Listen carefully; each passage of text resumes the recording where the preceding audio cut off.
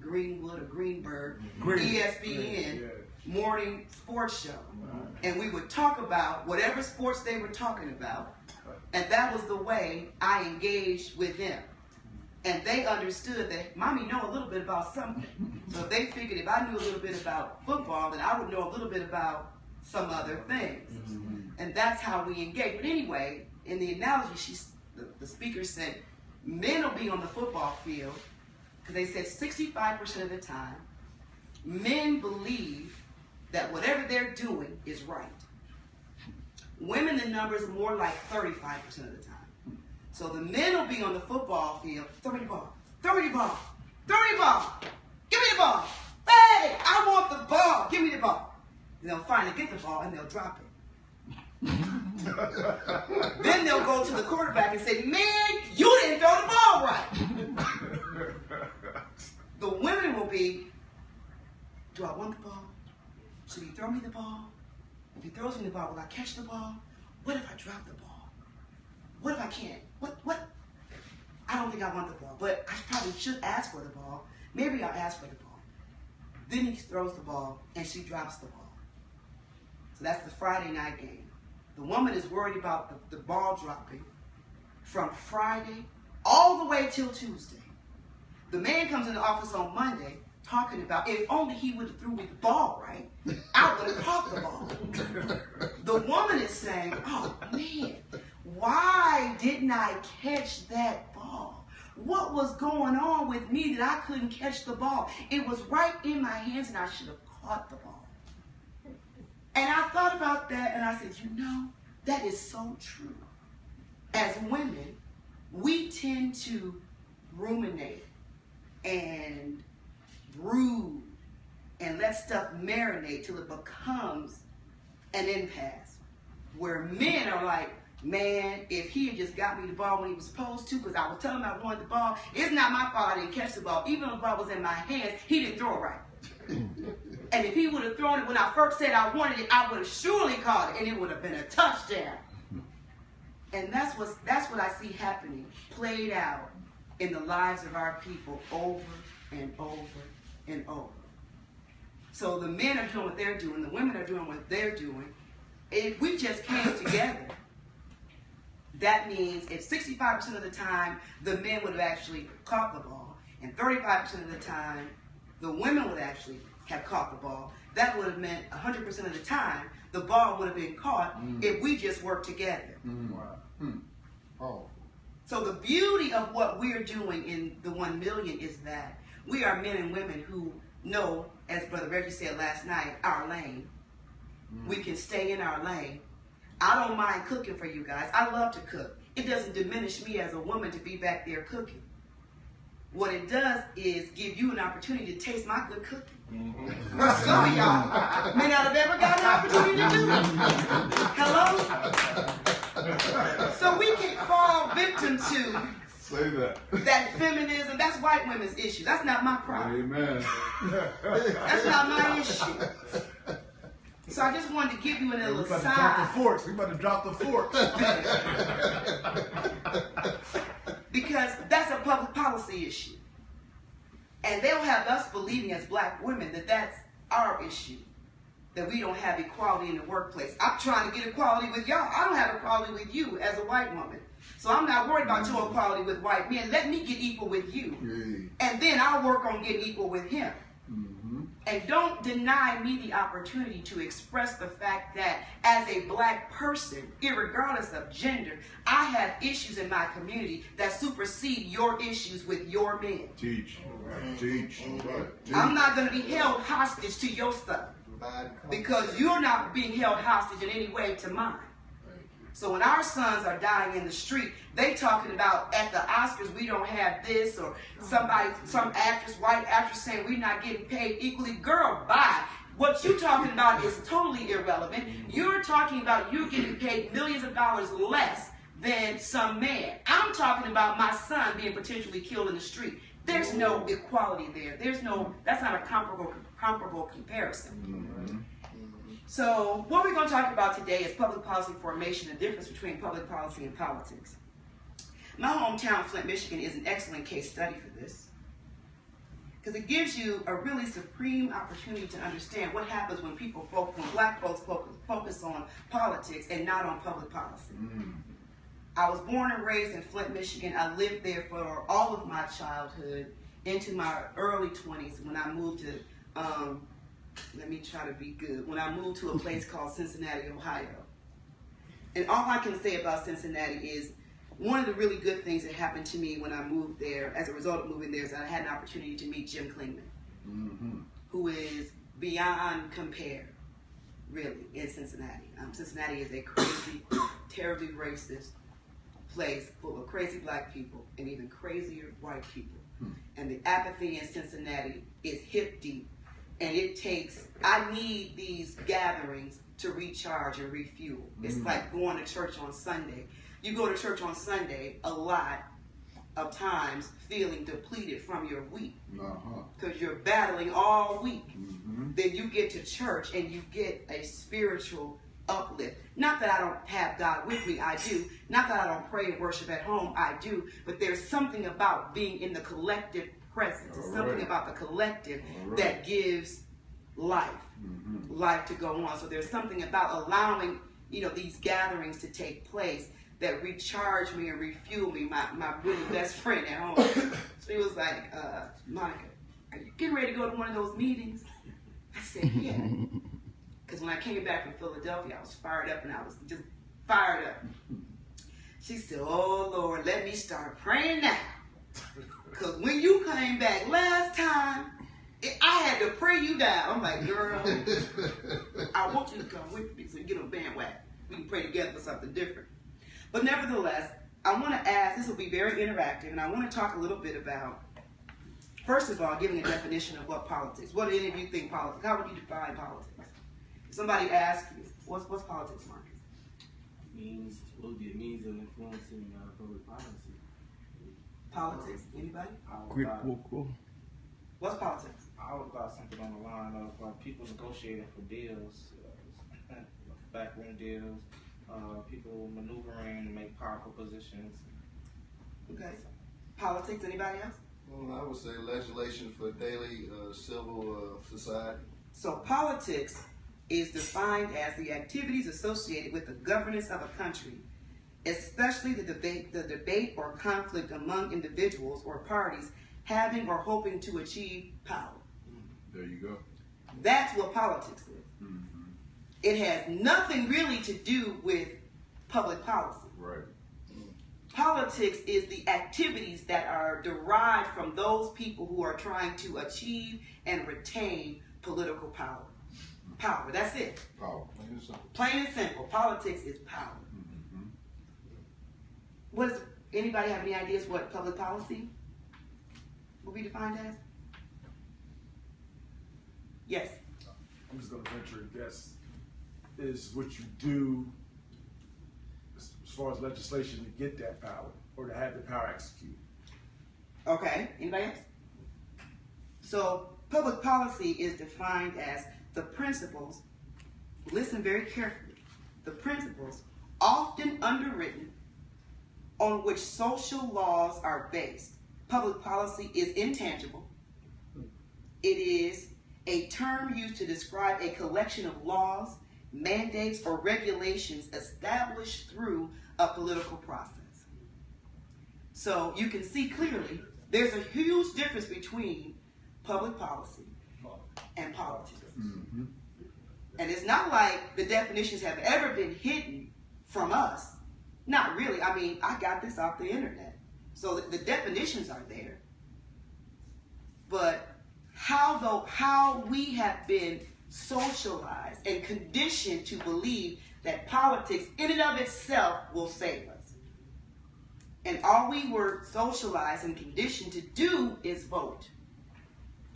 Without thinking, without giving any kind of thought really to who we're voting for, why we were voting for, and most importantly, what we were going to get out of it.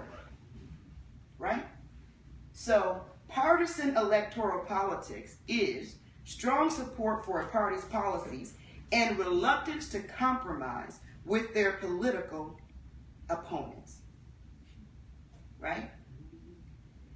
who understands when modern American partisan politics began? What year? Any guesses?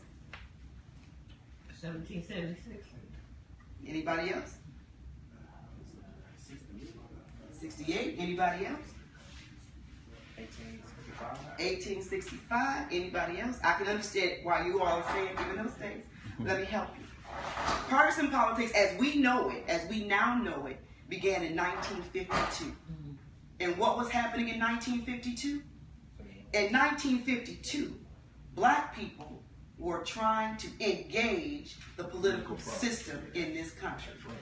Before 1952, there was no need for partisanship. Not really, because they were all on the same team doing the same stuff. It wasn't until black people said, hold on, well, they've been saying hold on, but in an organized way, that partisan politics, as we know it, began. Now, you can trace partisanship all the way back to the Whigs, all the way back before the Civil War. Whigs and Tories. Correct. You can trace it all the way back to then. But even then, they were all on the same side. They were all doing kind of the same thing. It wasn't until in the 50s when black people started exercising and flexing their muscle, wanting to engage in the political process, that this idea of partisanship as we know it came into place. Which is why you will often hear people say it was the Republicans that freed the slaves. As though that same Republican Party is the Republican Party of today. Of course it's not. Those Republicans are now, theoretically speaking, the Democrats. Because in the 50s and the 60s, the Dixiecrats, which were the Southern Democrats, were all for Jim Crow and did not want to relinquish the stronghold that Jim Crow had on the South. So when you hear people say, that's their argument. Oh, well, how could you support Democrats? Because you know they were, okay. And what that does, it makes it, they play on what they believe to be our lack of intelligence and our lack of ability to understand what really transpired. So when we talk about modern day American partisan politics, it all boils down to black people. It all comes to us. It all came because of us. But unfortunately, we got lost in the emotion of voting and forgot all about why voting was actually important. Fannie Lou Hamer didn't get beat down just so she could vote. She got beaten almost to death where she was never the same, not just to vote, but so that her vote would count and have an impact on what she was doing. That's the importance of public policy versus politics. If it were left up to politics, we would still be where we were in the 50s, in 1952, when partisan politics came into play. And it really came into play because of what people like Barry Goldwater were saying. Barry Goldwater, if you don't know who he is, not familiar, all you have to do is look at what Donald Trump is doing today. Donald Trump is the modern day Barry Goldwater. And he's having the same effect on his party that Barry Goldwater did back in the 50s. Donald Trump is saying the things that members of his party and others have wanted to say and have felt and have actually acted upon, but they felt unable to do so. They weren't empowered to do so. So what his candidacy has done, if nothing else, is empowered white folks to allow their racism and bigotry to rise to the surface.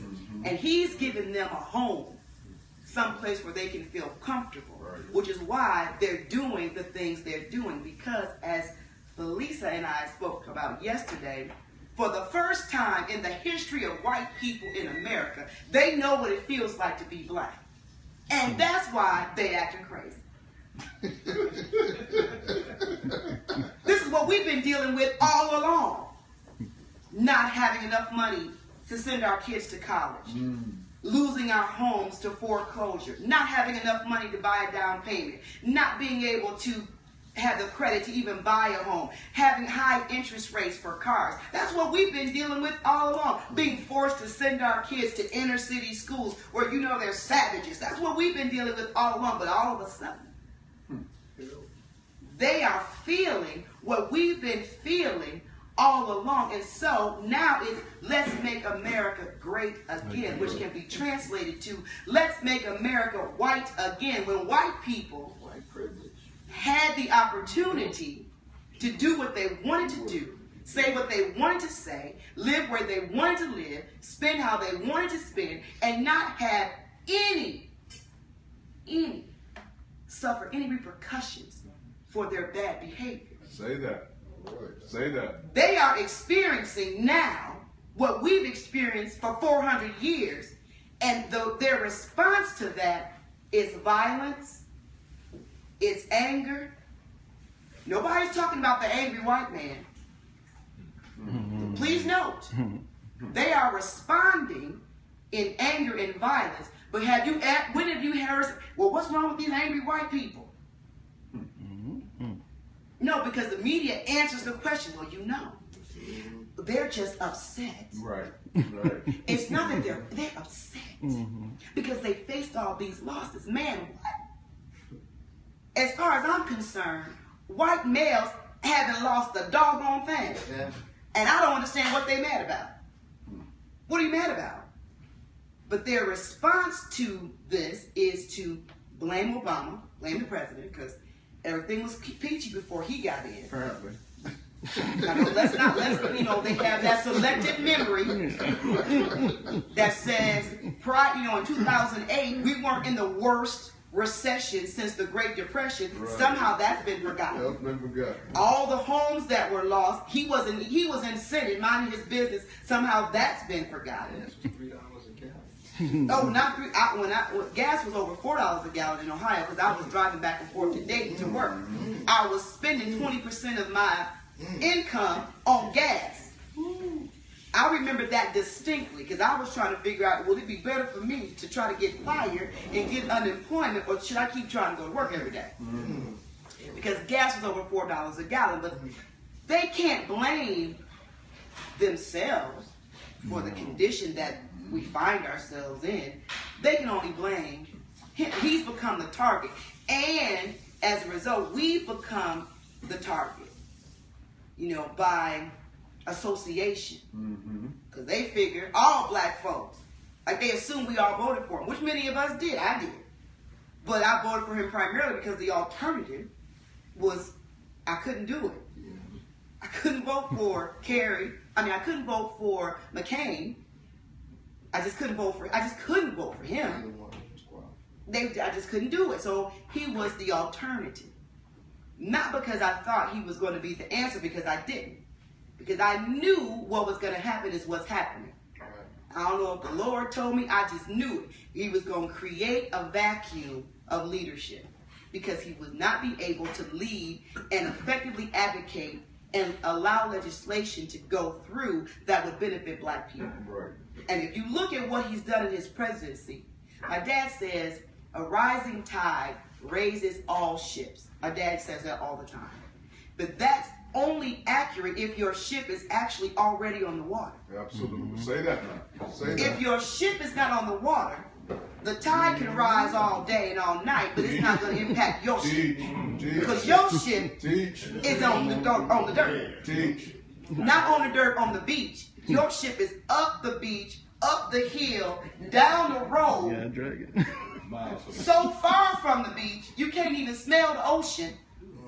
So if the tide could rise to tsunami proportions almost, and your ship wouldn't rise. And that's where we are. Say that. So even though the economy has improved drastically from 2008, really it had nowhere to go but up. Right? It has improved drastically since then, but not for us. Not for us. Not for our communities. Not for our kids who are in public schools, where they're slashing programs, they're slashing art, they're slashing music. the things that help our children to learn, they're getting rid of those things. They're taking out those things in our communities that would benefit us as people. And they say it's due to finance. Well, how can that when we're supposedly, we're in the best time financially than we've been in 20 years, according to what they say. So let's use Flint as a case study. As I said, I grew up in Flint, Michigan. And when I lived in Flint, Flint was a General Motors town. And the thing about General Motors, it was a great equalizer. It was a great equalizer. Because depending on when you went into the shop, is what they call it, the factory, the shop. You didn't make any more money.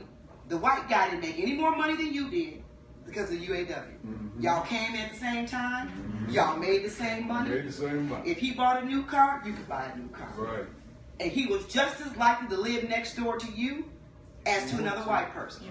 That was the beauty of growing up in Flint in the late 60s and early 70s. Because I got to see firsthand how economics impacts communities. Go ahead and talk now. Because all the families had about the same amount of money, and you could always tell when somebody, because a new car would be rolling in every 3 years, right? Everybody was going to Disney World about the same time, right? Everybody was moving from the hood neighborhood to the better hood neighborhood, because let's be clear, Flint is all the ghetto. It's all the hood. The good neighborhood is a hood, and the bad neighborhood is a hood. It's just a different quality hood. That's just what's up. I understand it. It's my hometown and I love it, but I know what's up. It's a different quality of hood, but it's hood all the same. But the white folks were in the hood too. We were all in the hood. When I was about 9, my little white neighbor, he used to give his wife the beat down on a regular basis. White person lived next to us, across the street. A white family lived across the street from us. Our street was very diverse, and we were in the hood. But nobody felt like you were really in the hood, because the economics that were fueling these people. Okay. So nobody's home was getting foreclosed on. Nobody was losing their job. None of that was happening until General Motors moved their first layoff and moved jobs to Mexico in the early 70s. So in Flint, so this is what was up. I had a private school education through public schools. Why? Because General Motors paid their taxes. Why? Because Genesee County, the county that I grew up in, was one of the richest counties in the country, right there in Flint, Michigan. Some of the wealthiest people in Michigan resided in Genesee County. Vice presidents of General Motors. This is how I grew up. So my education, though it was public school, it was private school quality. I was recruited from all around the country on the academic side, because of my public school education. I went to a magnet school. It was a college preparatory school. I caught a bus every morning and went on off to school. Why? Because public schools were valued. And the tax revenue generated was sufficient enough to support a private school education. I could have gone to a private boarding school called Cranbrook in Detroit because of my test scores and all that. But my mother said, why should we do that? When comparatively speaking, their test scores aren't any better than the test scores at your school.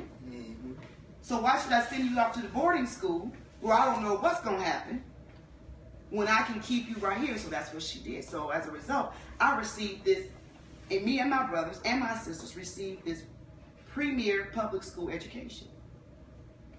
Somebody understood what was happening in Flint. You have these high school educated, some not even high school educated, men and women, many from the South, many black, because you got to understand, back in the day when they were tooling up the factories, they would fly planes over the hills of Kentucky and in the South and drop leaflets saying, come to Flint, Michigan, where you'll make X amount of dollars, where you'll do that. Wow. Yo, see, y'all don't know, you better know what's up. That's why all them black folks went from boo-hoo Tennessee, boo-hoo Mississippi, boo-hoo Florida, because General Motors understood we need some workers. And the best way to get workers, so they got planes, they flew planes, and they dropped leaflets. And the leaflets say, if you can get here, we'll hire you. We'll make sure you have a house. You'll have a new house, a new car. Your children will be educated. You can go on vacation every year. That's why folks left and went to Michigan. Which was good until they realized, wait a minute, these people are actually becoming educated.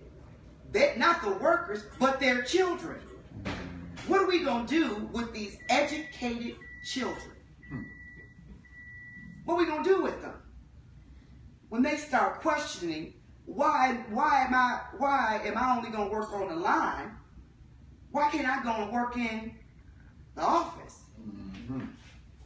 Why should I be in the factory when I can be across the street in the Carrera Marble building that was where all the administration happened, which was right across the street from the factory?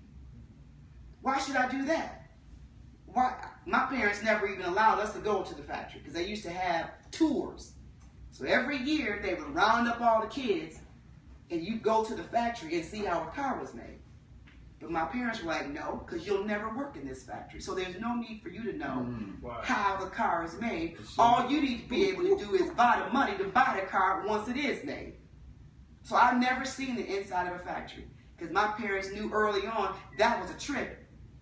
You know, especially for boys, you see all that mechanic and you know, all that stuff happening. You want to get in there.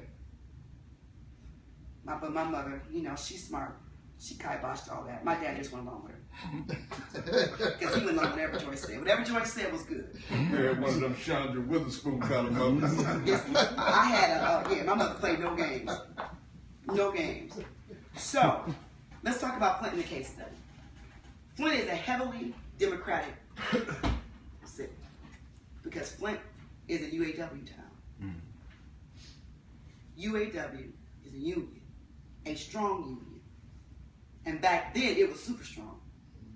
UAW, if you got fired, you could be on the job frying steaks on the line.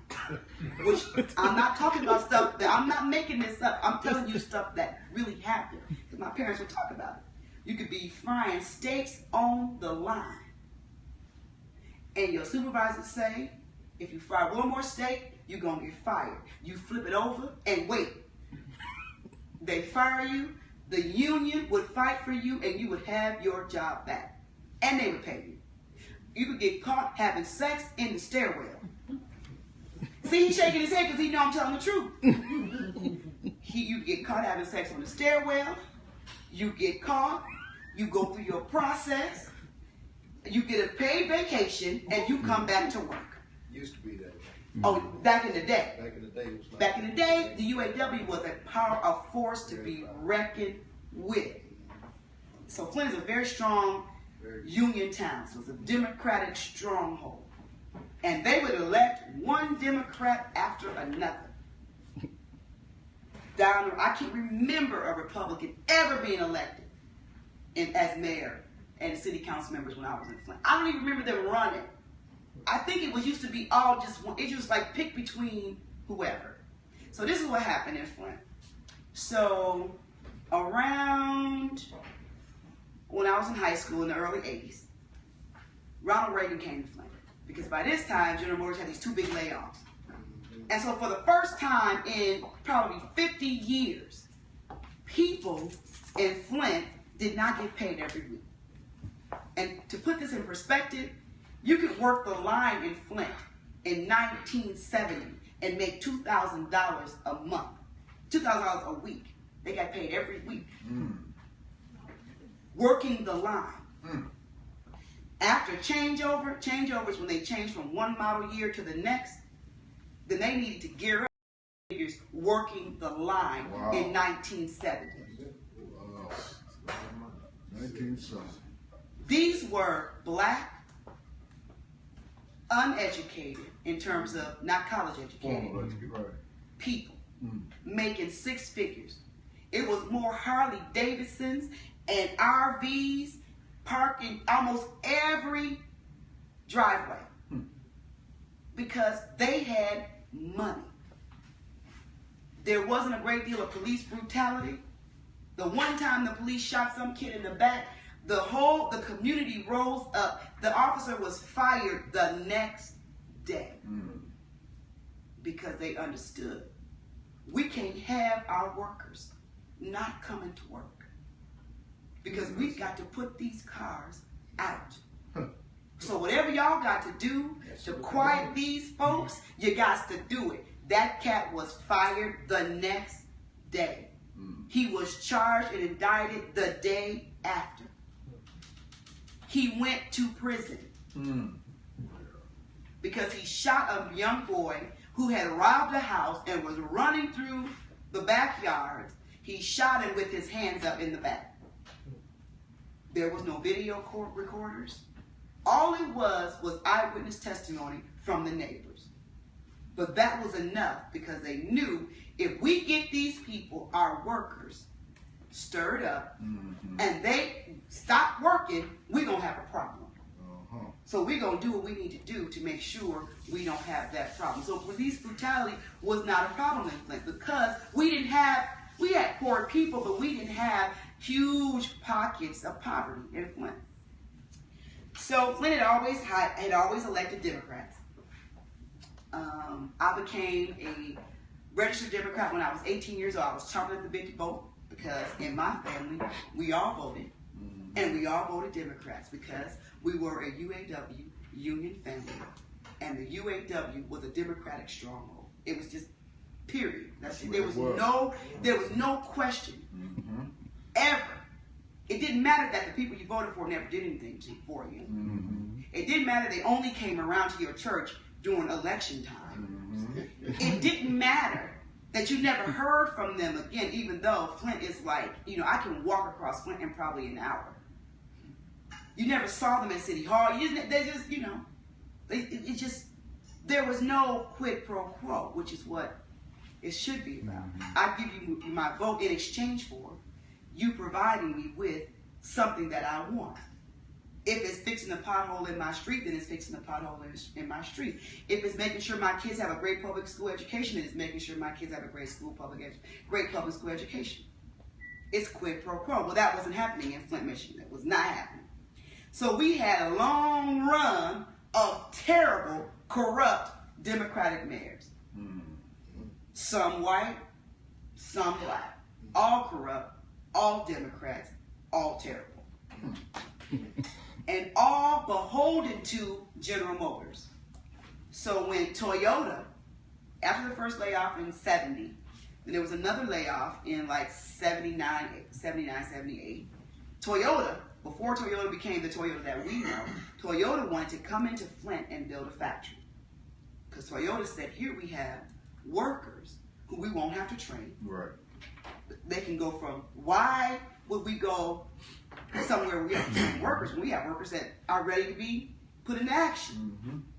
All we have to do is build. General Motors told the Flint mayor, if you let them come, we will pack up and leave. We will take all our factories and we will take all our jobs. We will take all the campaign money that we've given you, and you will never hear from us again financially. Now you have to remember, in Flint, everybody works for General Motors either directly or indirectly. Right. You either work for the factory or you work for the bank where the workers go and cash their checks and deposit their money. Or you work for the credit union. Or you work for the school system where General Motors is the largest taxpayer. Everybody worked for General Motors. Period. So when General Motors said, we're going to take our stuff and leave, they tell Toyota, we can't do that. Of course, that was against the best interest of the people. Right. Because not 2 years later, they left anyway. But what they built was, what they told the city, what we'll do is build a museum called Auto World. And it will replace what Toyota could have brought to the city economically. Who wants to go to a museum / amusement park dedicated to cars in a dome? Why would anybody want to do that? And of course, nobody did. And it didn't even last 5 years. But by that time, all the jobs were gone. The Carrera Marble building that used to be their headquarters, because General Motors used to be headquartered in Flint, Michigan. Not in Detroit.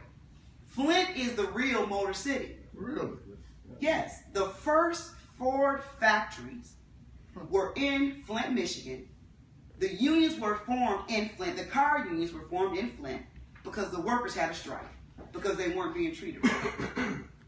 See? So you have all that history of activism. But what's the way to withdraw that history of activism? Very few people actually know that. But that's the truth. So General Motors leaves. And then what happens? There's no industry. Because we told Toyota bye. Yep. Economy collapse. The economy collapses. And now you have, fast forward 30 years, you have Flint with lead poisoned water. General Motors left. Now if I go to my hometown, it looks like Beirut. Because not only did they leave the factories, they leveled them to the ground. The Carrera Marble building that was there, leveled to the ground. Wow. And when I say Carrera Marble, that's what I mean. It was imported from Italy. Leveled to the ground. Where my parents worked, my dad worked and retired 30 plus years, leveled to the ground. It looks like somebody dropped a bomb on it. Whole swaths of neighborhoods, houses gone, boarded up. It's just terrible. But we're talking about what was at one time one of the wealthiest counties in the country, with black folks having per capita income that rivaled anywhere else in the country. How do you get from that to what Flint is today in 30 years? You don't get that unless there is an organized move. Intentional. Nothing that happened in Flint is by chance or random. It was intentional because these black people understood, like my parents, we're going to work in the shops and do what we have to do, but not our kids. We're sending our kids to Spelman. We're sending our kids to Morehouse. We're sending our kids to wherever. We're sending our kids out to college. So there are huge numbers of black parents who refuse to have their kids go into General Motors. There were plenty of folks that did, but there were parents who were educated, who understood we can't allow this to happen, right? So, when you look at how public policy and politics has negatively influenced black America, Flint is a good case study. It's a microcosm of what's happening all over the country. It won't be long before there's more lead poisonings in poor, underserved communities. Flint is the only place where infrastructure has not been dealt with, probably since 1970, since before 1970. My cousin is a pastor of the church there. He was growing an afro, had to stop it because the water was destroying his hair. His hair has completely changed texture because the poison in the water. This has been going on in Flint for, I know about it 2 years ago. Is when they first started talking about it. People were running bath water and showing the bathtubs full of rust-tinted water so that it became rust-colored water. So how does that happen when we have a Democratic president? For his first term in office, first 2 years, we had a Democratic Congress. Flint has always voted in Democrats. How does that happen? Because while they were voting Democratic, they weren't concerned about the policy. There was no public policy agenda. And if you don't have as a people a public policy agenda, then you are subject to those that do. That's right. Say that. And this is what is happening to us. We are subject to the public policy agendas of everybody else. That's right. First it was the white folks. Then it was the LGBTQ people. Now it's the Hispanics. Right. Next is going to be pets. We're going to be subject to everybody's public policy agendas but our own. But our own. And when you say, you thought I was joking, I'm not joking. In Cincinnati, a woman went to jail and went to prison because a dog that somebody left in her backyard died. It wasn't her dog. Mm-hmm. She had no idea what was going on with it. She was half scared of it. It was a pit bull. She didn't know. She called the people. They wouldn't come pick it up. They wanted to charge her to pick it up. She couldn't afford to pay them. The dog died. Somebody called the people. The people came out. They arrested that woman. She had to hire a lawyer. She was found guilty of abuse of a dog, and she went to prison. Meanwhile, back at the ranch, our sons and daughters now died at the hands of police officers almost every day. Mm-hmm. There's no outrage. Mm-hmm. There's no uproar. And if we talk about it too much, then we have, there's something wrong with us. Mm-hmm. You're making too much of it. But when the woman and that dog, white folks rose up from all across the country. That's right. Mm-hmm. All across the country. The woman was scared for her life almost, because these white people are crazy, talking about how could she let this poor dog suffer, and blah, blah, blah, blah, blah, and then she know what was happening, and da, da, da, because the public policy position and agenda of dog owners and pet lovers has superseded black folks. Mm-hmm.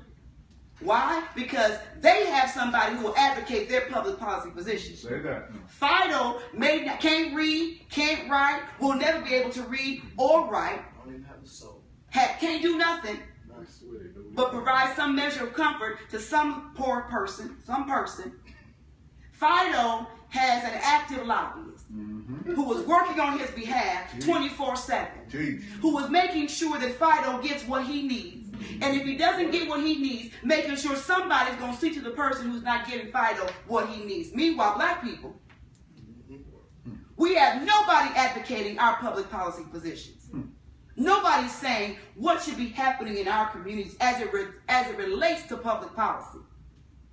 They can tell us, y'all need to make your kids behave better, and if y'all just pull up your pants, and if y'all would just stop wearing, this and that, and if y'all just talk better and be nicer. It's the way if y'all just talk about it nicer. It's the way you're talking about it. It's just turning me off because you're talking about it wrong. If you came at me right, then we do something about it. Nobody is speaking for us. Nobody is saying, whoa, wait a minute. We cannot continue to allow these black young men and women to die at the hands of the police at such an alarming rate that every time I look at my news feed on Facebook, somebody else has been killed by the police. And I believe they are attempting to desensitize us to it. Yes. That's right. I agree. Yes. So that we don't care any more about it than we do a dog that we see hit by a car. Mm-hmm. Because nobody is saying there is a public policy agenda that's taking place in America. And that agenda is to eradicate black people to the extent that we are no longer a threat. A threat, so they don't have to hear us complaining. They don't have to listen to us. Because now it has gotten to the point where, and it actually started with George Bush. Something happened in the George Bush candidacy, his first one. Something happened and it chaired this ship. There was always this undercurrent of racism within the Republican Party, always. Because you have to remember who they are. They're actually the Dixiecrats. So it's always that undercurrent of racism. But when Richard Nixon employed the Southern strategy in the 70s, it did something. It did something. And then that's how McGovern lost the way he lost. Because nobody thought he was going to lose like he lost. But he lost because that Southern strategy got to dealing with white folks. Letting them see who they are. And how, if we keep on at this pace, those black folks are going to be like us. And we can't have that. So they started, as I said, in 1952, up till today, pushing their public policy agenda. So it's not racism, it's reverse racism. Now, they will deny that racism exists, but at the same time, talk about reverse racism all day. How can you have the reverse of something that you say doesn't exist? Teach on. You can't. Teach on. The only way you can have the reverse of something is if the thing that you're saying is reverse actually exists. Right. Right? But they are right now pushing their public policy agendas, which include, but are not limited to, how we educate our children, or not, how we progress economically, how our communities progress. Now it's gentrification, which is another public policy issue. That's right. But because we don't have any public policy, we don't have any standing. And if you turn to the Urban League, who should be the group which would say, because according to them, they're all about economics and empowering people. Right. They should be the ones step in and say, wait a minute, hold up. If we're going to build this, it's going to be affordable housing included. If you're going to come in and tear down, if you're going to ship people out to the suburbs where there's no infrastructure, where there's no busing, where there's no access, if you're going to do that, then you have to provide these people with jobs. But they can't say anything because they're beholden to their corporate interests. So that's why they can't say anything. The NAACP, they can't say anything. They're so jacked, they can't say anything. Congressional Black Caucus, they can't say anything. You know, they give their weekly speeches talking about stuff we already know, not formulating one plan, not advocating one policy formation. All they do is talk about stuff we know. We got to do something about black on black crime. We got to do something about crime in the street. We got to do something about... But they don't put forward any plan. All these young men and women dying at the hands of police officers, have they come up with a plan? No. Have they instigated any legislation? No. Have they even risen the issue on Congress? No. Why? Because they are beholden to two things. They're beholden to the people that got them there. And even though the people that got them there are really our votes, but all we do is vote. We don't put up any money. And we very rarely do we put any of our body on the line. No We're not knocking on doors. I was going to volunteer for Barack Obama's first canvassing. So I go to my Democratic office. I go and I go in the office and I'm waiting for the training to start and whatever. And who's leading the training? Some little white dude. And he's gonna tell me what I need to do in order to get black people to vote. And so I listened, because it was his house. You know, you don't just give people the business at their own house first. Not right away. You have to, get in there good, sit down, get comfortable. Then you have to give it to them. So I listened to what he had to say. They're very enthusiastic. And it was some white folks, and it was some, Indians, and it was a couple of Asians here and there. But what it wasn't was black people who were in charge. The black folks were the foot soldiers, and they had them die for that. Remember, they shared blood for that. Now remember, so that all they teach us in school is about the civil rights movement as it relates to voting. That's it. They don't talk about the lynchings. They don't really talk about sharecropping. They make sharecropping sound like, your friendly neighborhood organic farmer who just happened. Partnership. It's a collective. It's a partnership of equals. Yeah, they don't talk about the evil stuff. They don't talk about any of that, but they get you tied up in all the emotion of voting. Because if you are emotional, it allows you to not think. Make you think that you achieved your goal. And then emotion requires a cathartic release. You have this buildup of emotion, this buildup of emotion, this buildup of emotion. Then you go to the voting poll, you cast your ballot, and you experience a cathartic release. And then you don't have any desire to do anything else because you released it all. You released it all in pulling the lever, or pushing the button, or dipping the Chad, or whatever people do these days to vote. It's over then. So you don't have any other desire to seek anything else. You don't ask any questions because, well, I voted. Right.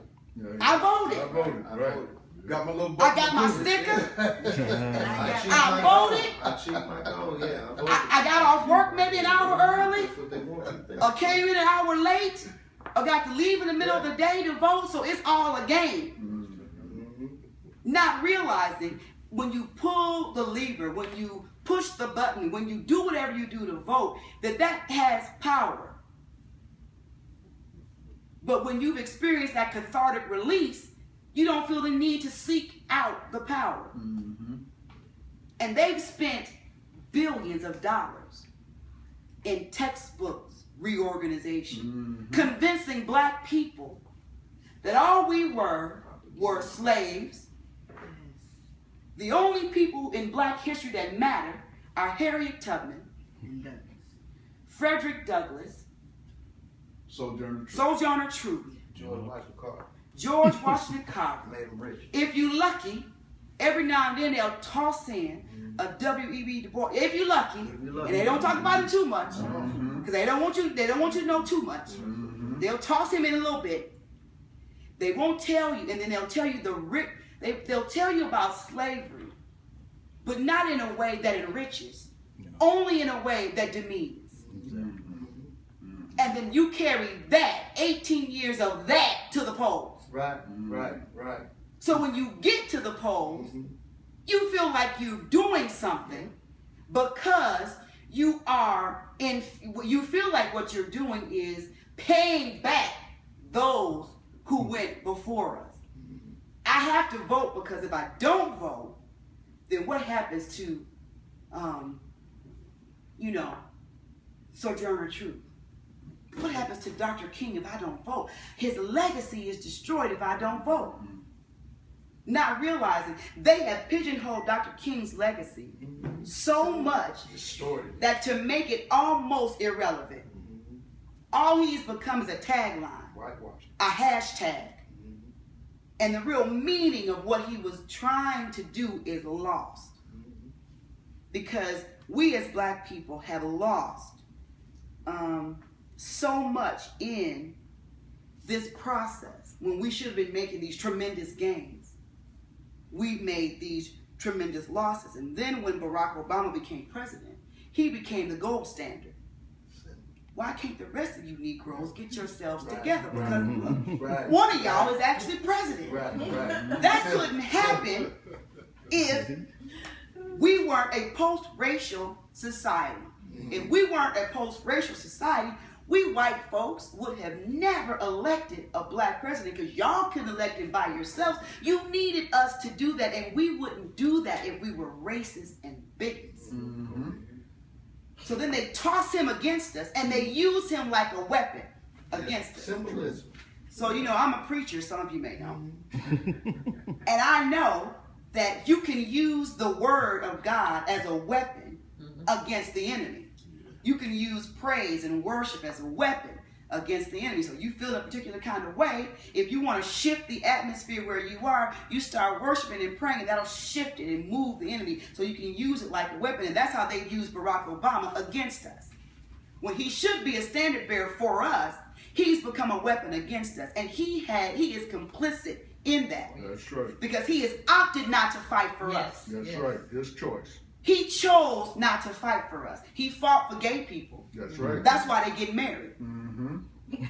Teach on. It's the truth. Teach on. I'm going to just clap that for myself. I'm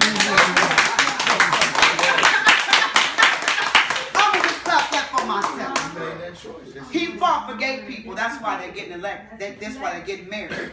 That's why they're getting elected. They're getting elected in office at a greater rate than we are. That's right. And who's voting for them? We are. Because he, as our standard bearer, is telling us that's what we need to do. Okay. Right. Better get your own ready. Go ahead. Right. I'm getting fired up. Let me get myself Go ahead. together. Fire up. Oh, okay. Fire up. So politics really is a farce. And what's happening right now in the political arena is prime example of that. It's a farce. It's a circus. That's right. Now we have an election season that lasts way too long. Mm-hmm. In Europe, the election season is like 2 months. Mm-hmm. You got 2 months to say what you're gonna say. Say it in London, in England. You got 2 months to say what you're gonna say. Say it in such a way that it influences people to vote for you and keep it moving. So in that 2 month time, you don't have time for all these games. Mm-hmm. You don't have time for the circus. So we in the circus right now because we got now 18 months of election cycle. Mm-hmm. We got all this nonsense happening, and these candidates have not really presented a single public policy position that's going to in any way benefit us. Not one of them. Not a one. Not on the Democratic side, not on the Republican side. And the Republicans, at least the Democrats have put forth some policy. Some. Not to benefit us, just general policy. The Republicans, all they're doing is a side freak show circus. That's right. Yes. That's all they're doing. Uh-huh. And what's sad is that's all they have to do. That's all they have to do. They don't have to present any public policy positions. And we are in position to make them do it. We are black people, not us, but black people are not in a position to say, look, man, you're going X, Y, and Z. No, what we're going to do is go to the rallies with a sign and protest. And I'm down with that. And I'm actually considering doing it in Cincinnati, so y'all pray for me. Because I'm going to tell you, I'm not one of them nonviolent types. Lord help me. But if somebody punch me, it's going down. I ain't going to jail for talking. I'm sorry. I know I'm going, but I'm not going to jail for talking. So if you put your hands on me, you better be ready to duke it on out. I may not beat you, but you're going to know you better to fight. No, Period. you can beat. Yeah, right. I think I can beat you.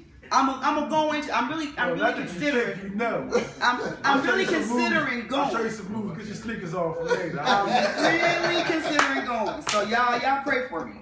I'm gonna have to pray about it. The Lord might be telling me not to You go. and I are going to discuss that. Oh, I wouldn't go by myself, but I may go by myself. We'll see. Okay. No, don't. So anyway, Stay in the edges. Don't stay in the middle. There you Do go. the edges. so what do we need to do to shift the atmosphere as it relates to public policy formation? That's what we're here for.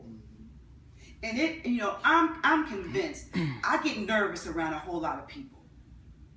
I'm a tiger team kind of person. A tiger team is a team that's formed for a specific purpose, for a specific task, and those are people who are equipped to do whatever it is. So you don't bring just anybody to a tiger team. You only bring those people who are equipped to do what you need done. Mm-hmm. So I look at this like a tiger team.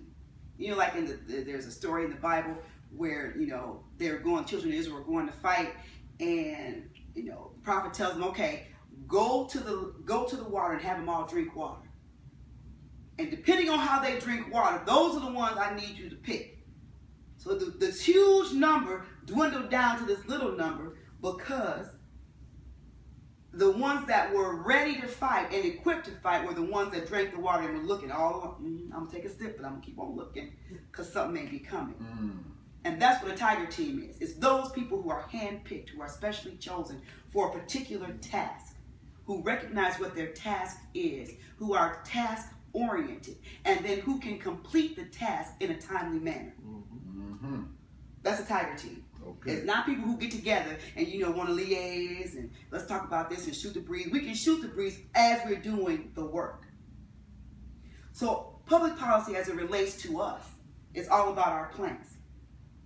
It's all about those things that we want as either legislation or, you see public policy, unwritten mandates. Mm-hmm. So they don't have to tell everybody about it. Mm-hmm. When gay people were working on their marriage thing, there was a whole lot that went on behind closed doors that nobody knew about until it was, okay, well, we're going to be voting on this. Well, this is going to be legislation now. Well, they're going up to the Supreme Court now. And it was like a groundswell. Before anybody knew it, it caught everybody unawares. Because personally, I never thought it would happen. I never did either. I never thought it would happen. I never thought it would happen, and if it did happen, I was sure the Supreme Court would throw it out. But what they did was having somebody pushing their agenda. That's right.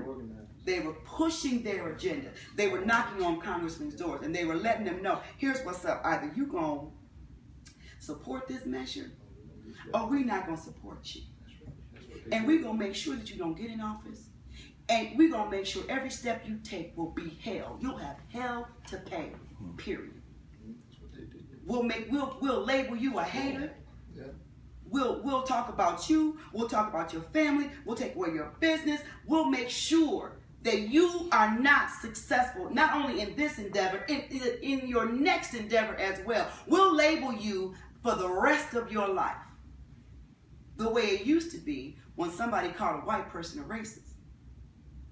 When you call a white person racist at a certain time in this country, that was a bad thing. Now it's like some badge of honor. That's right. Oh, you got that right. I'm a racist, because what that really means, I'm not politically correct anymore. I'm tired of being politically correct. Right? Teach. And I'm saying what I heard. I just heard a white woman. They had a group of white women, white men and women, talking about Donald Trump and why they supported him, because he keeps it real. Because he says things that we want to say. Yeah. Because he's making it so that we don't have to be politically correct anymore. Because if things are that way, then why shouldn't we say things are a certain way? But of course, what she didn't realize, what you're saying is, I'm a big fat racist. I've been wanting to say racist things for quite some time now. But I knew if I didn't have the environment that was conducive for me to say these things and not bear any consequences. That's right. Now, there are no consequences to be paid. That's right. Zero. He has made it popular to be a racist and not bear any consequences. That's right. And that's what it's all about. But you can't be a person who is opposed to gay marriage or opposed to homosexuality. Even if you're opposed to it on spiritual basis. Oh no, you can't do that. You can't use the Bible to justify your hatred of gay people. That's like when the Bible saying the Bible justifies slavery. And then from a theological position, you have to argue that. And even now, pastors have to be careful about what they say over their pulpits, because gay people are targeting small black churches, suing them all over the country to force them to marry them, force them to allow them to participate in services, force them to allow them to be on their pulpits. They are suing and they are winning all over the country. Meanwhile, what are black folks doing? We're trying to figure out, how do we get a tiny piece of this American pie? But we're trying to get a piece of the pie, and we're not even in the bakery. We're not even on the street the bakery is on. We're not even in the city of the street where the bakery is. We're in a different state altogether, where there are absolutely no bakeries. In fact, they're out of flour, sugar, and anything necessary to make the pie. That's where black people are.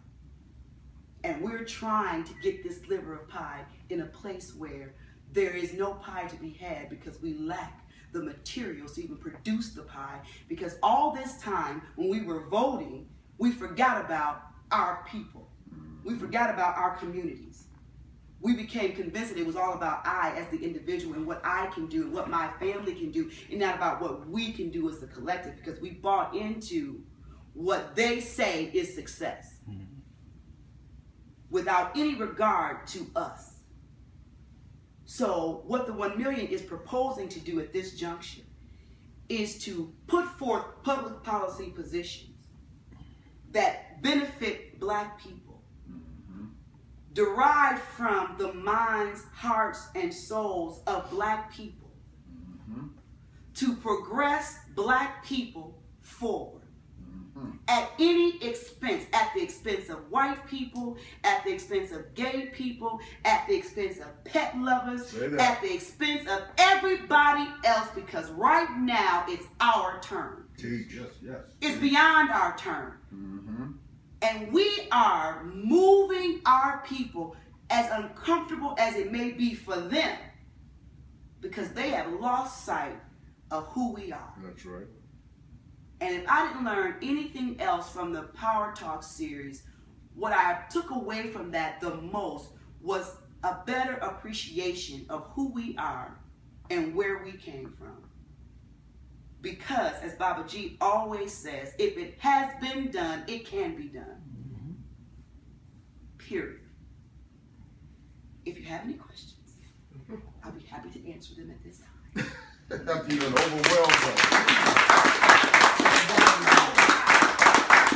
Any questions? I do.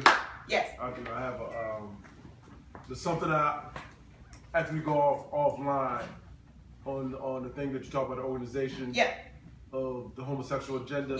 I want to talk, I want to give everyone something offline about that. When you were talking about public policy agenda, I know that Al Sharpton and his National Action Network was, that was something that they were supposed to be going down to the White House. Because I think it was himself and other people. Can you elaborate? So listen to this. Okay. If you all recall, during President Obama's first term, now Al Sharpton worked hard for him. He worked like a Hebrew, with no mud, no straw for the bricks. He was working with all mud, but he worked, and he was thinking. He worked. Tom Joyner worked. They worked for President Obama. And at the time, the only person that was really raising an alarm was Tavis Smiley. Remember when Tavis was like, wait a minute. He has yet to say what he's going to do for us. And they turned on him. They turned on him from all corners, of the country. They came up out of the woodwork like roaches to turn on Tavis. And if you look now, Tavis was very prescient. He saw what was coming.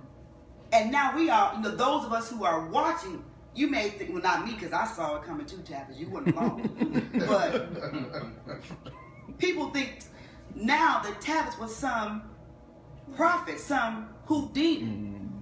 But he recognized going in that President Obama, while being black, never denying being black, never, ever on the campaign trail dedicated any resources to our people. None. Not a one. Never did. The only inroads he made in our community was to make sure we got out and voted. He used Rock the Vote. He used the NAACP in their voting program. So he used all this stuff. So Al Sharpton thought for sure, I got some pull because I helped get this man elected. I got our people motivated and galvanized. I used the National Action Network to get our people on board, focused, blah, blah, blah, to quash all dissenters. Because Al Sharpton was one of the #1 Tavis Smiley haters. That's right. He was on that bandwagon, beating that donkey to death. Got to the White House, and what happened? Can anybody say what happened? You know why you can't say what happened? Because nothing happened. That's why you can't say what happened. He walked out of there with nothing. And what he came to us with was basically, well, you can't expect him just to do stuff for us because he's not the president of black people. He's the President of the Union. All right. And the same straw balls that they fought against now is their best friend. Yeah. Because they won't lose their job or promise. Right. So now see what's happening. All those black people who rose to media prominence during that presidency and running up to that presidency, what's happening to them? They've been relinquished and discarded like some trash. That's right. Or y'all busy trying to tell us that just because we have double-digit unemployment, we shouldn't feel bad. We shouldn't feel bad. We better off. Because he's for us, even though he's not showing us he's for us at all. What's happening to him? Melissa Harris Perry, where is she? Gone. Al Sharpton went from daily to Saturday or Sunday, and then he's gonna be gone. Yes, you're right. He's gonna be gone. It won't be long before he's gone. The only black person that's gonna be there is Don Lemon, because all he's doing is talking some nonsense and cooning all over the place. And he's a sissy. Well, there is that. Well, there you go. So Don Lemon is going to keep his place. Because he's been cooning since the time immemorial. Right. Tom Joyner's lost his show. Oh yeah. They used them. They used them. To get us. To keep us in line, to keep us in check, because we can't have a black president and then have the black populace against the black president. That's right. That's right. That's right. Go ahead and say We that. can't have that. Teach that. So what they had to do was what they thought Keep was us pacified. exactly pacify us, placate us.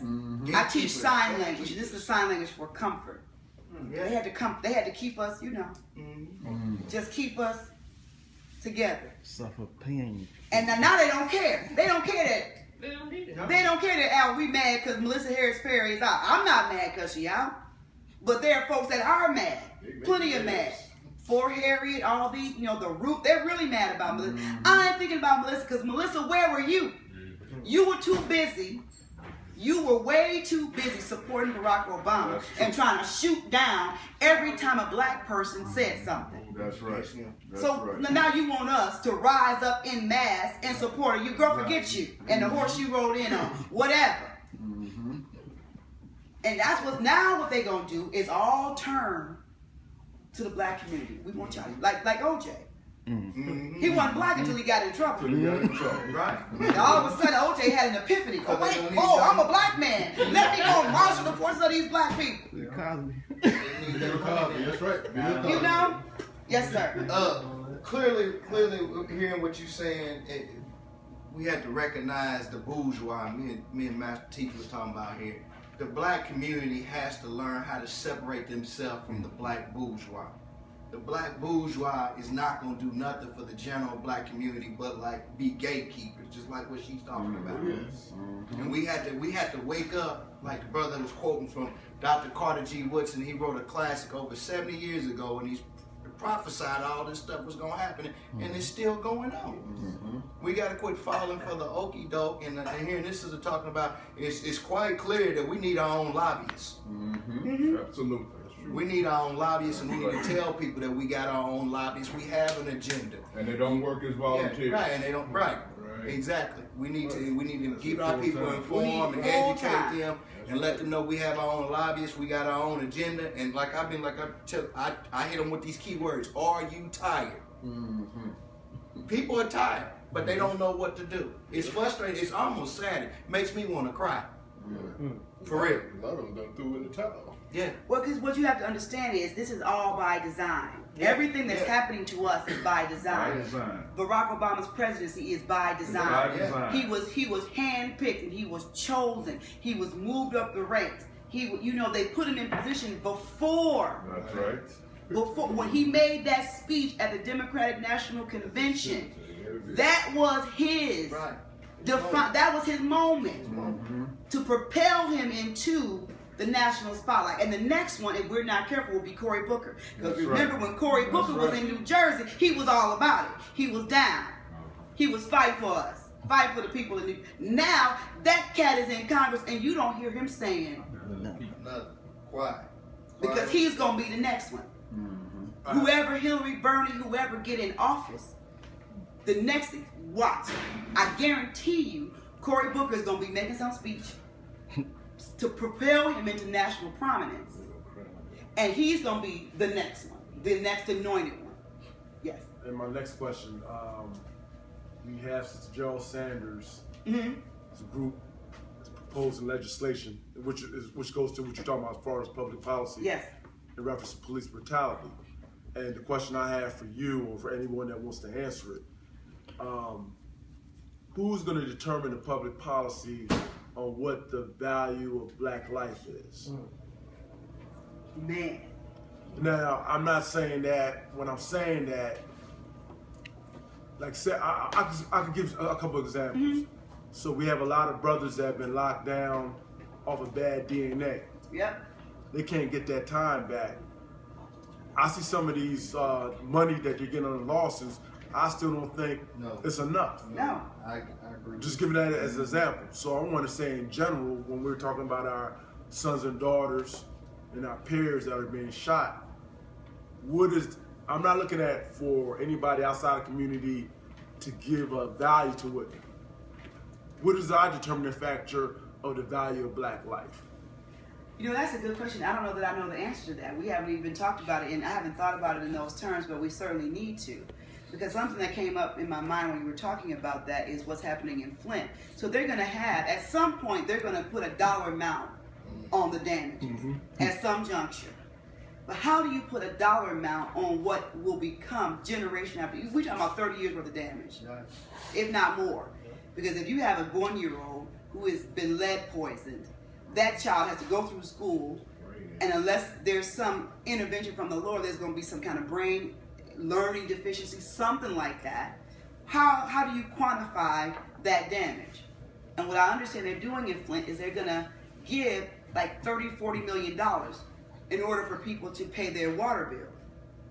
Gotta hear that? Okay. So they're gonna in the hand of the water company. Right. That So you're gonna give the people money. in the first place. Exactly. So why would you put the money in the hands of the water company or the city, the government, who they're the ones Created the problem. to create the problem? So what you do then is create a model for other cities to follow. Oh, this is what we know. What we need to do in order to give $40 million to $30 billion, we just need to poison our residents. It'll take 40 years for somebody to be prosecuted, if ever. In the meantime, we can take this money and pump up our empty and depleted coffers.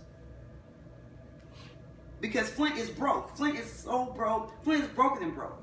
Flint is so broke that at any given time, there are 6 law enforcement officers on duty for any shit. Of that 6, it includes the dispatch, it includes the sergeant, whoever's in charge. It includes another person who's in, like a lieutenant or something. So you may have, in Flint, patrolling the streets, 3 to 4 officers, maybe. In a city that is overrun with crime, overrun with drugs, overrun with despair, and all you have are 6 law enforcement officers. At any given time, fire stations are closing. There's a brownout in Flint. My ex-brother-in-law was the former fire chief. They're closing stations. So what are people doing? Burning down houses. Burning down houses, getting insurance money. It's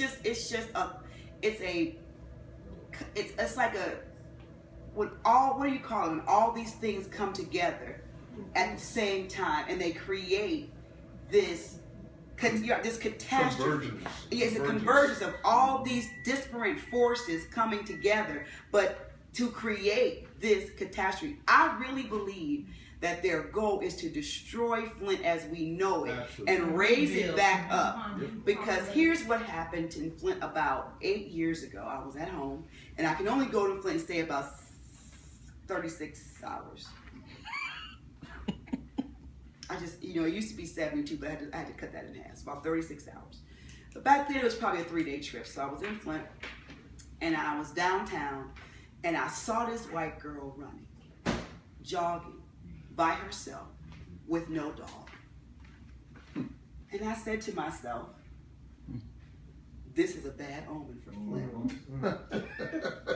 When the white girl is running downtown by herself with no dog, at like dusk, this is a bad sign.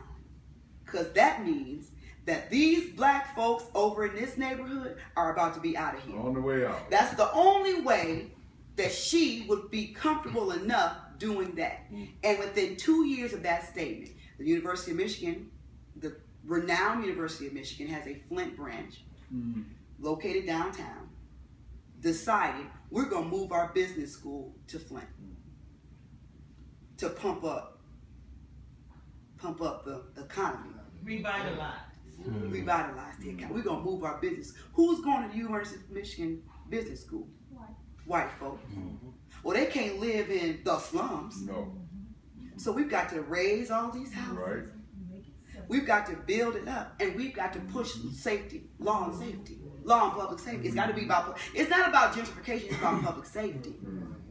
So I said, when I saw the white girl running, I knew, and I told my sister, I was like, Toya, I just saw, it stopped me. I was driving my car and it really stopped me in my tracks. And I'm like, Toya, I just saw a white chick running with no dog and no man downtown. And she responded, you know what that means? The white folks are coming. Correct, because we understand what's up. Yeah. And sure enough, now 7 or 8 years later, the University of Michigan is moving their plan forward. Mm-hmm. Now we've had a Democratic mayor all this time. Mm-hmm. Who wants to live in a city where there's lead poison water? Mm-hmm. They're going to move them all out because this is for your own good. Right. We taking care of you. Get you away from this poison water. We taking care of you. Mm-hmm. We want to help you. Mm-hmm. Forget the fact that we actually caused this. Uh-huh. But now we realize the error of our ways, and we're not going to take y'all just anywhere. We're going to take y'all out to the suburbs. Well, you know, your kids got grass and it's a nice school and blah, blah. Now, we're not going to provide a bus system. Your kids have to get to school the best way they can. So if y'all don't have a car and you haven't worked in 10 years, you have to figure it out. When you're 30 miles from the nearest hospital. Where, you know, I'm from Michigan. Michigan winters are brutal. That's right. You can have snow up to your hips.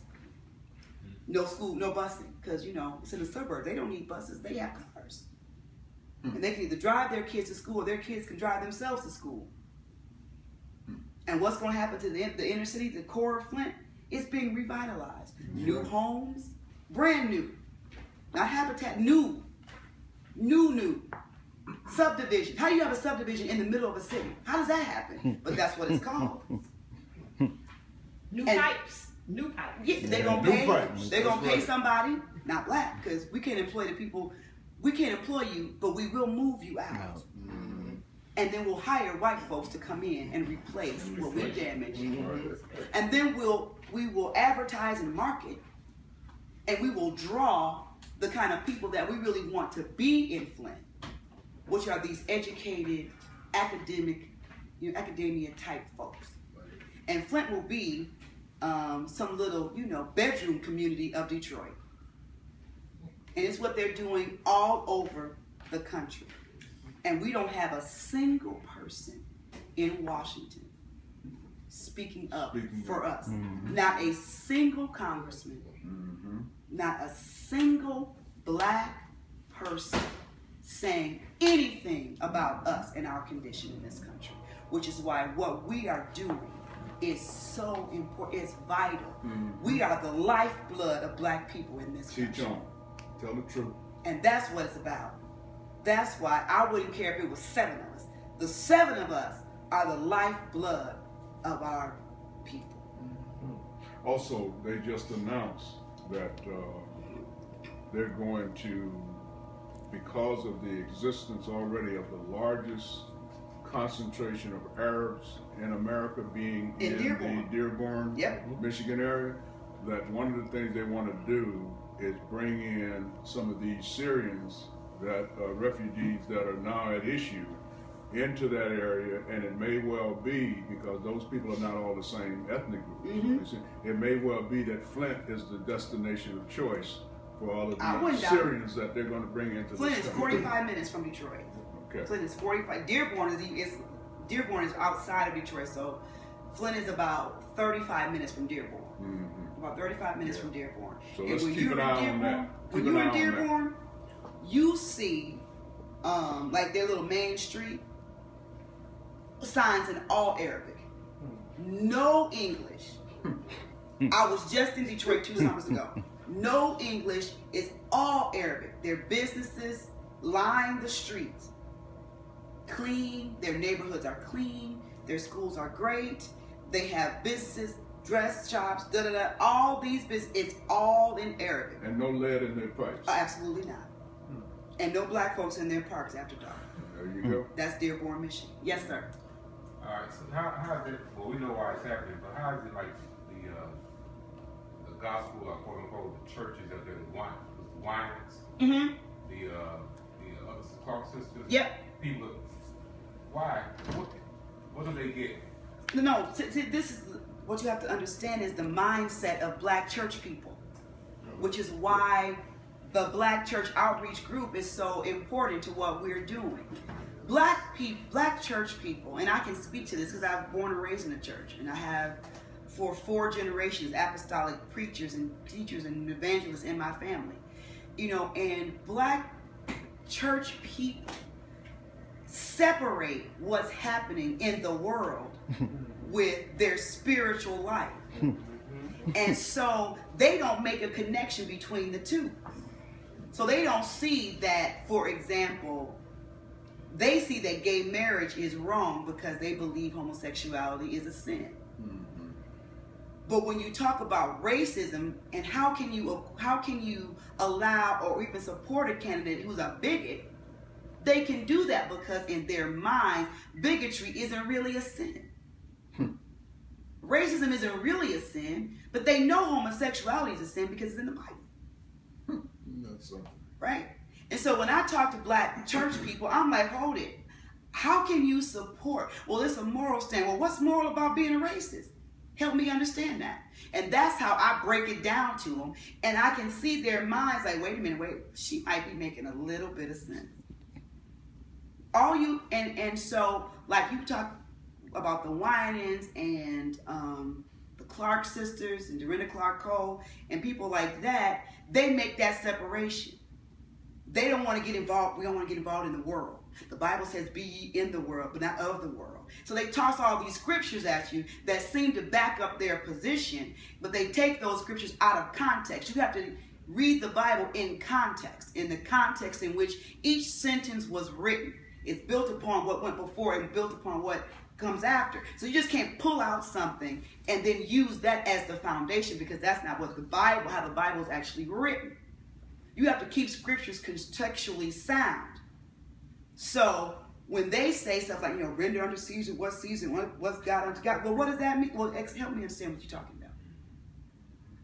So when I talk to black church members, I talk to them from that perspective. They say stuff like, well, the Lord wouldn't allow, if God must want it to be this way, or he wouldn't allow it. What? What makes you say that? Well, because it's happening to us. Why would we must be cursed? Black church people have all these crazy ideas about the black condition. And a lot of it is holdover from slavery.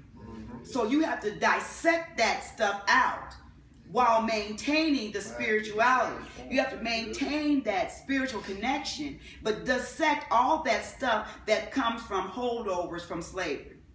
That's the stuff the master used to keep us under subjection, so we wouldn't all go Nat Turner on them. A lot of preachers preach it every Sunday. They preach it. Be ye transformed by the renewing of your mind. Be ye therefore transformed by the renewing of your mind. And so when I'm dealing with people in the black church, I approach it from this perspective.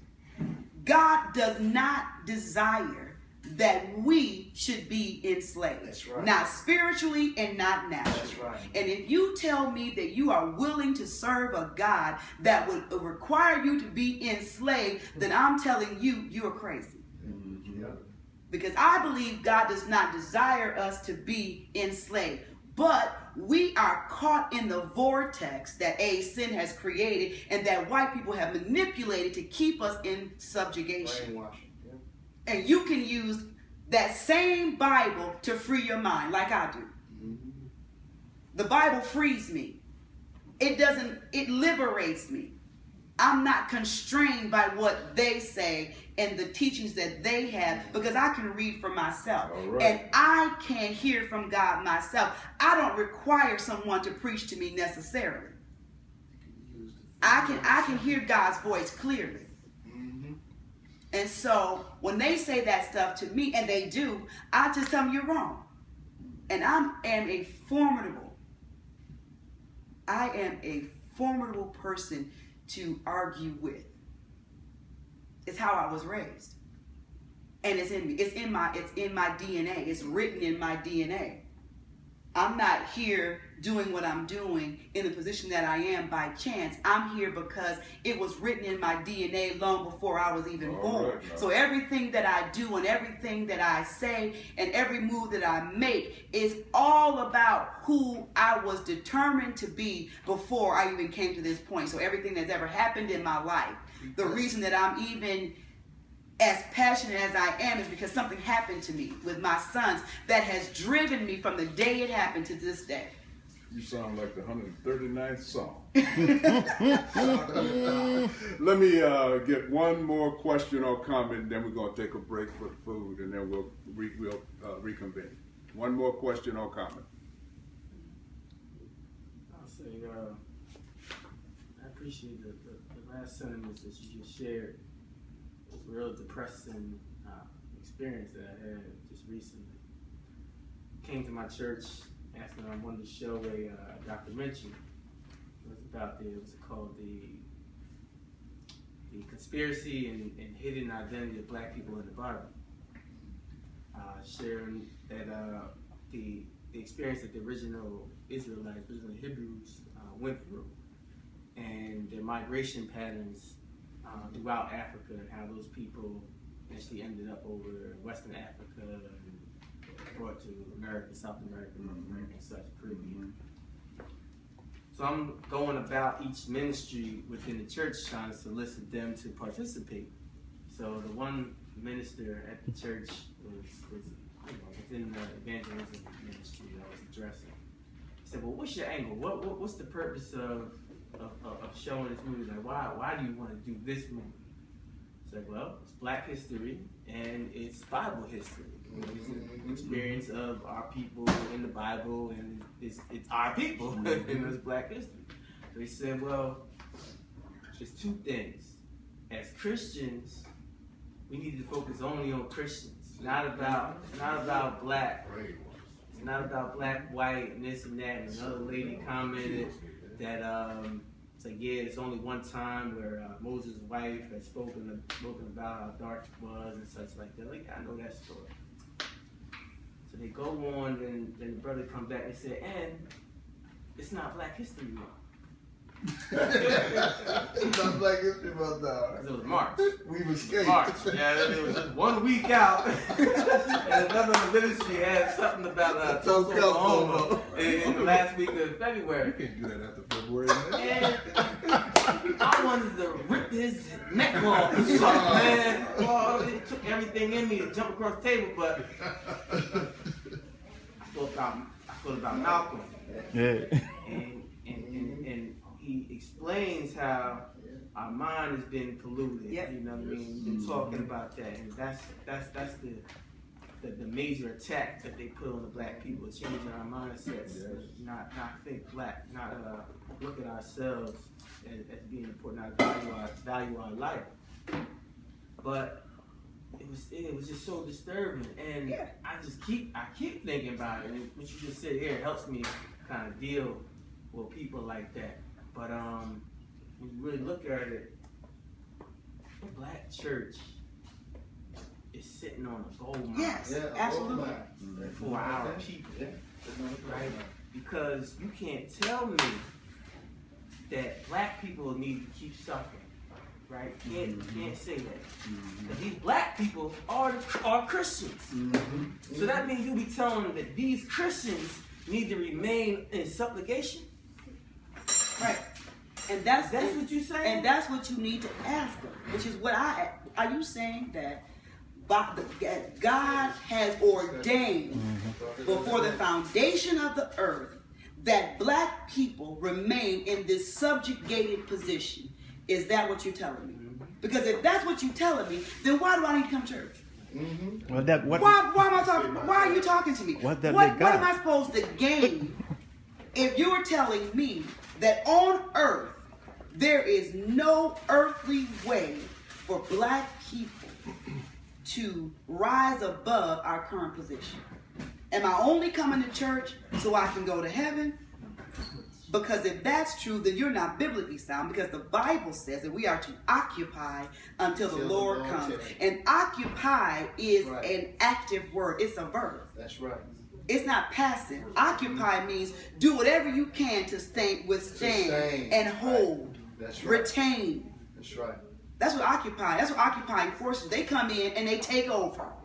They don't just allow things to happen. They influence what happens to them.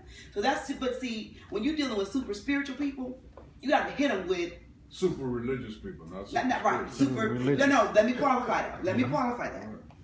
When I say super spiritual, I mean people who are in the religious community who are fraudulently spiritual.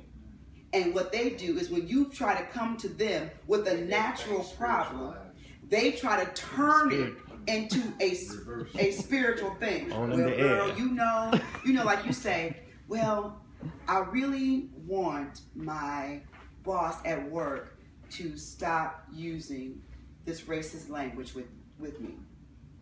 Right?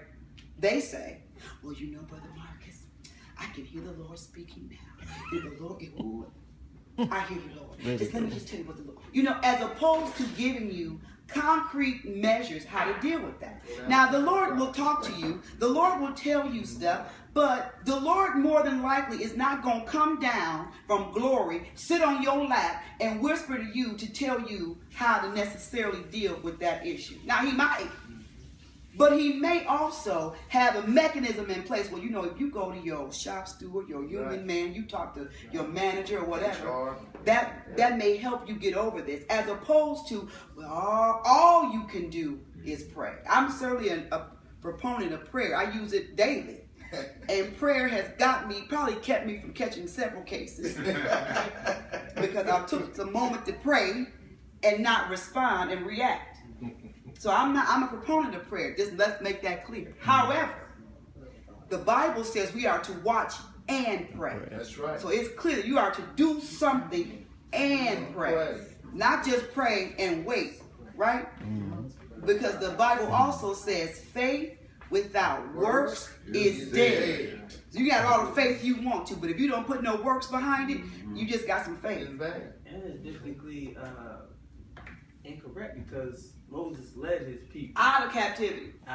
Exactly. Joseph led his people to the promise, so they took action. Exactly. It wasn't just prayers and sitting around. And supplication. Right. They had to get up and move. But again, with that whole idea of sitting on that gold mine is, if we taught our young people, our young Christians, right, young black Christians, that what you read in the Bible, that's it. Black people. That's right. Black people that did this. The Samson, when he ripped them walls down, he took action. That was a strong black man that did that. No European. So when Malcolm talking about changing that mindset, they not looking at TV. They battling against empire and all that jargon that's on TV. But they start thinking about it, that's a black man that did these great things that's in the Bible, and I can be that too. I don't need to shake my booty and spread myself open to get ahead in this world. Right. That's the gold line. Okay. Since y'all going down that line, let me just. It's a long line. Just like to add something, and this is not to be disrespectful or to. When I look at church, Christian church, I think one of the impediments when you're talking about what they're being taught is this colorblindness thing. When it comes to no one had any colors. Which is not, no one is color, like color. We don't see color. We don't know color. When they try to, what I'm saying, when they go into that spiritual thing, no color. Knowing that if you're teaching, if right now we're here at this meeting and we taught our children that the meeting we went to, everyone there at the meeting was white. That won't be accurate facts. Mm-hmm.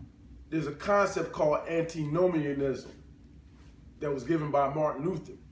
And I think the hook, line, and sinker for our people is that the thing with Jesus, and you just saying all you have to do is say you believe in his name and you're saved by grace, that takes you off the hook for when you have to do anything in your life when we're talking about that. The thoughts, the actions.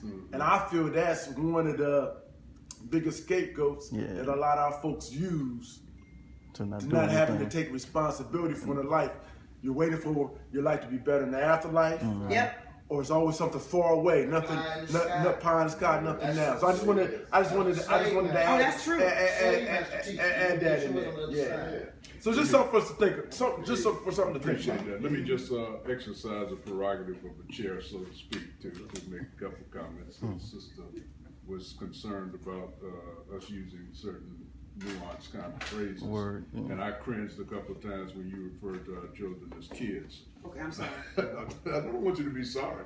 I just want you to be careful. I can do that. But the issue of spirituality versus religion. As a former minister myself, though of a different denomination, I can assure you, based on the in-depth and thorough studies and analysis that I have done of that particular issue, because it had a particular concern for me, there is no direct or natural or automatic relationship or correlation between spirituality and religion. They are mutually exclusive. However, we have allowed the religionists to appropriate the terminology and the phraseology generally attributed to or associated with spirituality. So they speak of them as though they're mutually indistinguishable. That when you say something you say something about spirituality, it's the same as saying something about religion, or if you say religion, it's the same as saying spiritual. Nothing could be further from the truth. And that's one of those things we've got to come to faith. Now, that's not to say we should put down religion, because as the brother and I were discussing on the way out here, as a person who was raised in the church, I can tell you I can make a distinction between those things about my religious experience in the black church, the sanctified church, Church of God in Christ, that benefited me, and that may well in fact be the primary reason why I'm still here alive and just celebrated my 76th birthday yesterday.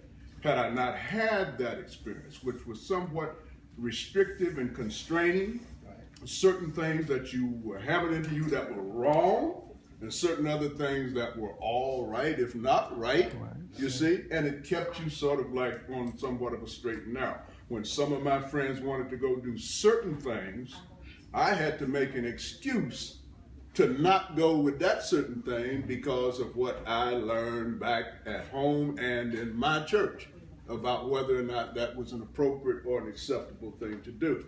But whatever we do, folks, let's do not allow religionists of any stripe to appropriate and gain monopoly on spirituality, because spirituality is where we've got to go, with and or without our religion. In other words, religious people can be spiritual, but spiritual people cannot afford to be religious. Now just let that sink in. Yes. All right? Because if a religious person is being spiritual, that means they're moving in the right direction. If a spiritual person transgresses to become religious, they're going backwards and down. Don't take my word for it. Do what I did. Study to make yourself approved about that issue. It is critical. And let's go eat. Can I say one thing about what yes, sir. What in my mind, what you were saying about the Christians. So I come from a family of ministers, of Christians. But I say this too, you said something important, Barbara. I say the thing like this, we got gangbangers in religion. I mean this. I got friends who are Muslims, Hebrew Israelites, and they're always beating up on Christians about, how can y'all serve a white Jesus, this and this. So the first thing I ask my Muslim brothers is, I say, how can you, especially nations, not nation, I don't say that. How can you all serve a Muhammad who, from what you all teaching, is a white? I take it offline on that, okay? I'll come back to that. But Hebrew Israelites, the same thing. I said, you all are beating up on Christians in the same religion that you all practice, still enslave our people. And so, therefore, I'm a spiritual person. I don't go on what you do. If you like what you do, I love it. But I'm not going to force my religion or whatever, my beliefs onto another person. And so I heard a lot of times, you talk about gang banging on the street corners, the Crips and Bloods. You see it in the churches, you see it in the mosques, you see it anywhere we go when it comes to religious people. And I think now what it is, it's like they're trying to do a shift of taking it from the Christians had it for so long. Mm-hmm. Now the Muslims saying, you know what, look at them over there doing y'all wrong. Come to us. Hebrew Israelites the same way. You got brothers coming out of prison now who are Hebrew Israelites. Come on. Look what the Muslims and the Christians doing to you. Come to us now. We're not advancing anywhere. So I think, like you said, something key, being spiritual. We do have an economic gold mine when it comes to spirituality. And not being a Christian, not being a Muslim, not being a Hebrew. Like, at the end of the day, we're all African people. We, at the Power Talk, we commissions. The Brother talked about, I'm not an Egyptian. Egyptians aren't us and never have been us. Because Egyptians came from Rome. And I don't know the Power Talk. All my time I walk around with these Egyptian shirts on and different things, whatever. And I'm like, okay, when you know better, you do better. So let that murder in your mind, everybody, because like I say, I see a gang banging going on within the different religions now. It takes black people from being Christians, were good at one time, now they're bad. And there's another reason why this movement, as Sister Monica said, is so important. Right. Because the closest people to me in this movement, Jim Klingman, Monica Williams, and Samuel Burnham. Those are the three closest people to me in this movement. I gotta leave now. I thought I was close to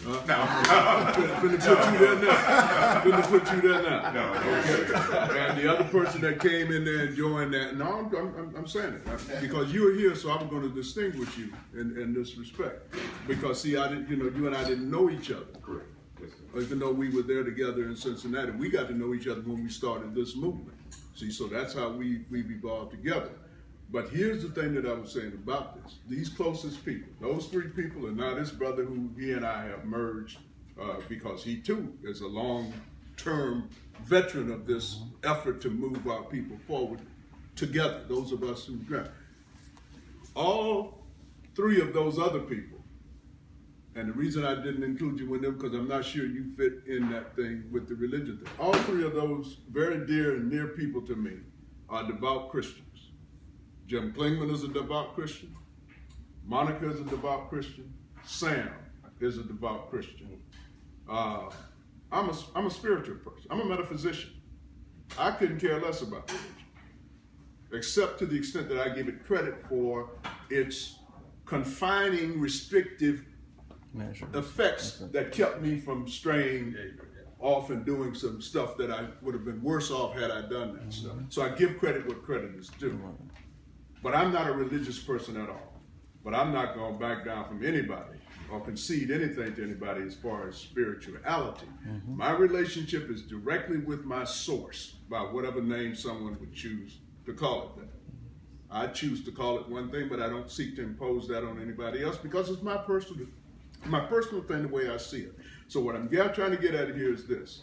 There's no reason for an individual who is both spiritual and a black nationalist / Pan-Africanist, or what we call today race-conscious person, to be anti-religion or anti any denomination within religion.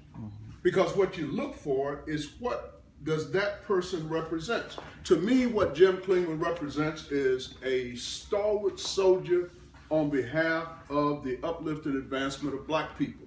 Whatever else he may be or believe in or practice besides that is secondary if it's important at all. What impresses me about Sister Monica and makes her my sister, and I love her, is that she loves black folks as much as Amafika loves black folks. What makes me appreciate Sam Burnham is because it doesn't matter to me what church Sam Burnham goes to or how devout he may be in his religiosity. The fact of the matter is Sam Burnham loves black folks as much as Amafika Gayuka loves black folks. So whatever it is that he is or believes in that I may not choose to believe in ain't hampering his love for black folk. So I'm going to give some weight to that other thing. Right. That's right. to compete with the love and affection that I feel for him and them as fellow believers in the uplift and advancement of my people? Hell no, I'd be a damn fool if I said that. Got the link. That's the link. And I'd be a hypocrite. That's right. All right, that's easy. You offline? When everybody gets a chance, when